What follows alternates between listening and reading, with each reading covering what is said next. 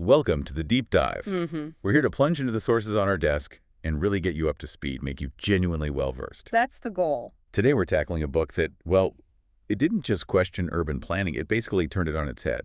Jane Jacobs' 1961 classic, The Destined Life of Great American Cities. A real game changer. Yeah, because back then, the big idea was, designing these perfect, clean, orderly cities like machines, but often Kind of lifeless. sterile, almost. Exactly. Yeah. And our deep dive is about the woman who looked at those neat plans and just said, hold on, that's not how real life works. That's not how places thrive. We're digging into a work that really fundamentally changed how we think about cities. And our mission here really is to pull out the absolute core of her ideas. They were pretty radical back then, and shed light on her vision for human-centered living, as she put it. Human-centered living. Yeah. I like that. Yeah. And crucially, why what she observed about how cities actually function is still incredibly relevant, maybe even more urgent now, with things like climate change and, gentrification. Right. So we've basically boiled down a detailed review of this powerful book. We're focusing on those key insights that explain why some neighborhoods feel alive and, well, why others just feel dead. Okay, let's set the scene. Imagine it's 1961.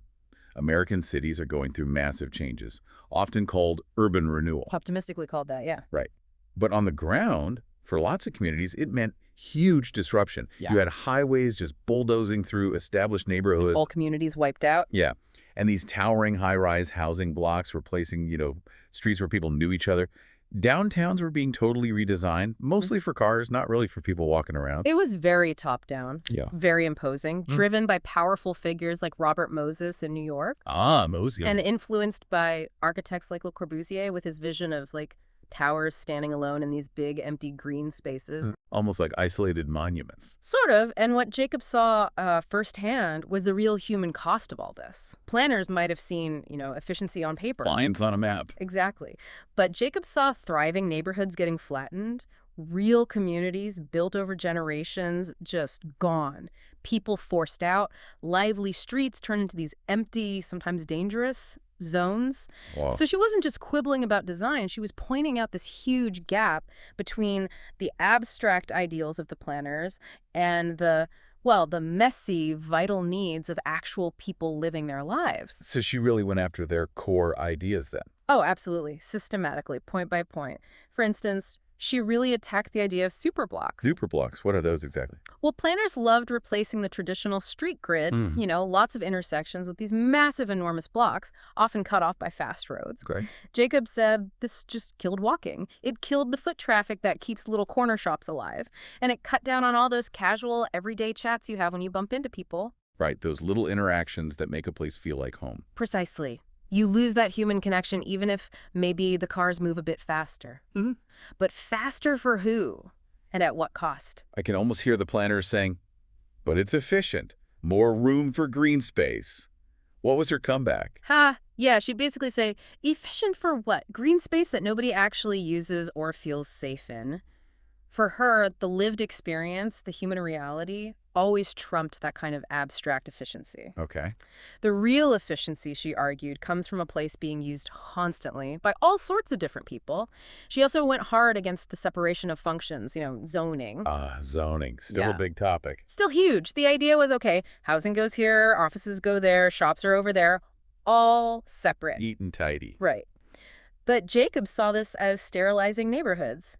Your business district, totally dead after 5 p.m. Your residential area, isolated, maybe boring, nowhere to grab a coffee or bump into neighbors easily. It just didn't reflect how people actually want to live. And the car focus. Yeah. We're definitely still dealing with the legacy of that. Absolutely. Building cities around cars with wide roads and highways everywhere. It obviously prioritized driving, but Jacobs showed how it wrecked walkability. It weakened communities, made people feel disconnected from their surroundings and, frankly, from each other. And one more big one, she challenged the idea that more open space is always better. Her critique of misused parks and open spaces was sharp. Think of those huge empty plazas you sometimes see. Yeah, often windswept and deserted. Exactly, surrounded by imposing buildings. They might look good on an architect's model, but in reality, they often become unsafe, unused voids. Not assets at all, failed spaces. Okay, so boiling it down. Yeah. She's saying they were designing for this neat, predictable picture on paper, like a spreadsheet maybe, Yeah. ignoring the messy, unpredictable human reality of city life. That's exactly it. They were trying to force order onto something that naturally thrives on, well, complexity. Organized complexity, as she called it. Okay, organized complexity. I like that. So she didn't just tear things down. She had her own vision, right? A Right. kind of recipe for making cities actually work, for making them feel alive. Precisely. And it's a recipe that's incredibly influential even now. She laid out 4 conditions, like essential ingredients for urban vitality. All right, let's hear them. What's the first ingredient? First, mixed primary uses. Neighborhoods, she said, need more than just one main function. You need to mix housing, shops, workplaces, maybe some light industry, entertainment, all cheek by jowl. All mixed up together. Yeah, this keeps the area active at different times, day and night, no dead zones. But more than that, it creates this dense weave of interactions. Different uses support each other, like office workers provide customers for lunch spots, residents shop locally. Right, it creates a whole ecosystem, not just a single-purpose zone. Exactly. A living cycle, her second condition. Short blocks and dense street grids. Lots of intersections. Why short blocks specifically? Because frequent corners encourage walking. They give you choices, make exploring interesting. You turn a corner, there's something new. Long, unbroken blocks. They feel like barriers. They discourage you from walking further. Yeah, I can picture that. Those older parts of town with winding streets feel more explorable? That's the word, explorable, engaging. Think of Greenwich Village's streets versus a massive superblock. Totally different feeling. Makes sense. What's number 3? Number 3 is buildings of various ages and conditions. This one's crucial. New buildings usually mean high rents, Right. Expensive. which pushes out small businesses, startups, artists, the kinds of things that bring character and innovation. Jacobs noticed that these often thrive in older, maybe slightly run down, cheaper buildings. Old warehouses, storefronts above shops. So a mix of old and new buildings actually creates a mix of opportunities. Exactly. It provides affordable spaces for new ideas to get started. It allows for economic diversity. It's like incubation space for the city's future rather than just a uniform, expensive landscape. Okay, like an ecosystem needs different niches. That's a great analogy. It supports growth from the ground up. And her 4th condition, high density of people. Ah, density. That often gets a bad rap, doesn't it? People think density equals slums or crime. Right. But Jacobs flipped that completely. She argued that density, when done right, actually creates energy. It provides customers for all those mixed uses we talked about. And maybe surprisingly, it increases safety. How does density increase safety? We'll get to that more with Eyes on the Street. But she strongly rejected the idea that crowding causes slums.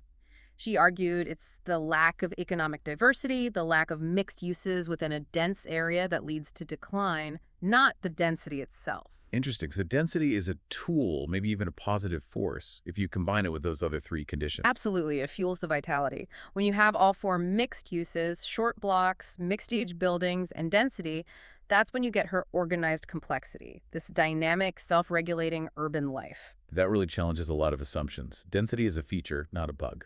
Pretty much. And that leads perfectly into probably her most famous idea, the one people quote all the time, Eyes on the Street. Right, eyes on the street. It sounds simple, almost obvious, but what did she really mean, and why was it such a breakthrough? Well, she argued that real safety in cities doesn't come primarily from, say, police patrols or fences or those carefully designed, often empty public spaces. Not from official controls. Not mainly. Instead, it emerges naturally from what she called natural surveillance. Just the constant informal presence of ordinary people doing ordinary things, like Right. shopkeepers keeping an eye on the sidewalk, people sitting on their stoops, parents watching kids play, folks just walking by, residents looking out their windows. It's all these glances, this awareness. Oh, okay. The collective awareness. Exactly. This informal monitoring, this web of people simply being present and observing, naturally discourages crime. But maybe even more importantly, it builds trust. It fosters a sense of shared responsibility for the space. So a busy street corner with a cafe feels safer than an empty plaza, even if the plaza was designed for safety. Precisely. That cafe brings life, brings visibility. It makes the whole area feel less anonymous, more cared for. It's an organic safety, not an imposed one. It's like the community itself is the security system. In a way, yes, a distributed, natural security system. And Jacobs wasn't just spinning theories. She backed this all up with really detailed, boots-on-the-ground observations of actual neighborhoods in New York. She really walked the walk. She did. She looked at places that planners loved and showed why they failed, and places planners dismissed and showed why they worked. She famously used Greenwich Village as her prime example of a healthy, vibrant place. Still feels that way today, doesn't it? It really does. It's narrow streets, that incredible mix of shops and homes and cafes, the constant buzz. It embodies her ideas. And she also pointed to Boston's North End. Back then, planners often wrote it off as an outdated slum. But Jacobs looked closer and saw it was actually incredibly safe, tight-knit, and thriving because of its density and mixed uses, not despite them. A living contradiction to their theories. Exactly. And then contrast that with her analysis of big public housing projects, like the infamous Pruitt-Igoe in St. Louis. Ah, yes, Pruitt-Igoe, a symbol of failure. A tragic symbol. Designed with modernist ideals, clean lines, open space, but it just fell apart, became dangerous, desolate.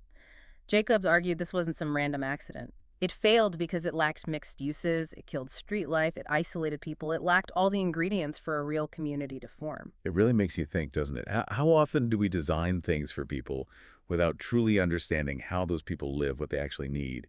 Jacob seems to force that question constantly. Absolutely. She shifted the focus from the drawing board down to the sidewalk level, from the grand plan to the daily life. And beyond just the practical stuff, the blocks and buildings, she was really pushing a whole new philosophy for cities, wasn't she? Oh, completely. This might be her most profound contribution.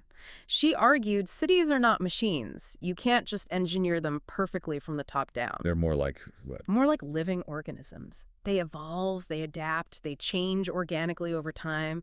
So planning shouldn't try to force simplicity or rigid order. It needs to embrace complexity, even unpredictability. Let them grow naturally. Sort of. She favored small, incremental changes, letting things adapt bit by bit, rather than those huge, disruptive redevelopment projects that wipe the slate clean. She saw cities as, fundamentally, ecologies of human interaction. Ecologies, like a natural environment. Exactly. And the planner's job isn't to design the whole thing, but to nurture that ecology, to help it flourish, not impose some artificial structure onto it. That's a really different way of thinking about planning. Hugely different. And this thinking had massive ripple effects globally. Her book basically ignited movements like new urbanism and smart growth. Which focus on walkability and mixed use. Precisely the thing she advocated for. It influenced modern zoning ideas, pushing for more mixed use. It championed community-led planning, listening to residents. And Jacobs herself. She wasn't just a writer, she was an activist. Right, she took on Robert Moses. Famously. She helped stop his plan to ram highways through lower Manhattan, real-world impact. And her ideas are still central to debates today about gentrification, transport, sustainable design. Her influence is just undeniable. It's honestly amazing. One book, one person's observations, radically reshaping how we build our world. It speaks volumes about the power of clear thinking and maybe just paying attention. And the book itself, its strength lies in how she wrote it. It's so accessible, passionate but clear, not dense academic jargon. So you don't need a planning degree to get it. Not at all. It just blends really sharp observation with this. Common sense wisdom. You read it and think, yeah, that makes sense. It shifted planning from that top-down dictate to something more bottom-up, more human. And like we said, it just feels incredibly relevant still. Okay, that's a strong case for it. But every major work has its critics, right? Were there limitations, blind spots? Did she get everything right? That's fair. And important for a balanced view. Some critics do argue she maybe romanticized those older neighborhoods a bit, maybe downplayed some of the real problems they had, poverty, poor sanitation sometimes, inequality. Kind of looking through rose-tinted glasses. Potentially in some aspects. Also, her focus was very much on Western developed cities, primarily New York, Boston. So how directly do her ideas apply to, say, the massive, rapidly growing megacities in Asia or Africa, the scale, the context, the prevalence of informal settlements? It's different. So maybe not a universal blueprint. Perhaps not universally applicable in every detail. And another point critics raise is whether she underestimated the need for large-scale infrastructure. Things like regional transit, massive water and sewage systems, these do require significant central planning and coordination. You can't always rely purely on organic bottom-up development for everything. Right. Some things just need big picture planning. You could argue that. So her work is incredibly powerful, a vital lens. but maybe not the only lens needed, especially as cities get more complex and globalized. It gives us a framework, but not necessarily all the answers for every single situation. Exactly. It's a profound starting point. Which brings us right back to today, 2025. Why does Jane Jacobs still matter so much now? Well, think about climate change. Her focus on walkability, density, mixed-use neighborhoods, that's exactly what we need for sustainability. Less car dependence, more local living. It's inherently greener. Right. And think about gentrification. Her warnings about losing diversity, about displacement when neighborhoods change too fast and push people out, that conversation is happening everywhere right now. Her ideas about preserving affordable spaces, mixed income areas, hugely relevant. And even with smart cities, all this tech integration, her fundamental point about human-scale design is a crucial reminder. Technology should serve the community, enhance human connection, not just optimize systems in the abstract. Keep the focus on people, not just data points. Precisely. So what does this mean for you, listening? Her ideas aren't just history lessons. They're active principles shaping debates about your street, your neighborhood, your city's future. Yeah. So to wrap up, The Death and Life of Great American Cities isn't just a book about planning. It's really, as we said, a manifesto for human-centered living. It cut through the jargon and celebrated the actual messy, vibrant, organic life of real places. The sidewalks, the corner stores. Yeah, all those seemingly small things that add up to a living community. She showed us that cities aren't just bricks and mortar. They're living ecosystems of people. Constantly changing, complex, interconnected. That's a powerful way to see it, an ecosystem. It is. And maybe that's the thought to leave you all with today. As you go about your day, maybe look around your own neighborhood. What are the eyes on the street there? Who's watching out? How does that make the place feel? Or thinking like Jacobs. What's one small organic change that could make a real difference where you live? Good question. Something to ponder. Thank you so much for joining us for this deep dive into Jane Jacobs and her incredible, enduring work. Thanks for tuning in. If you found this valuable, maybe share it with someone else who cares about how their community works. And definitely follow or subscribe for more deep dives into the ideas shaping our world.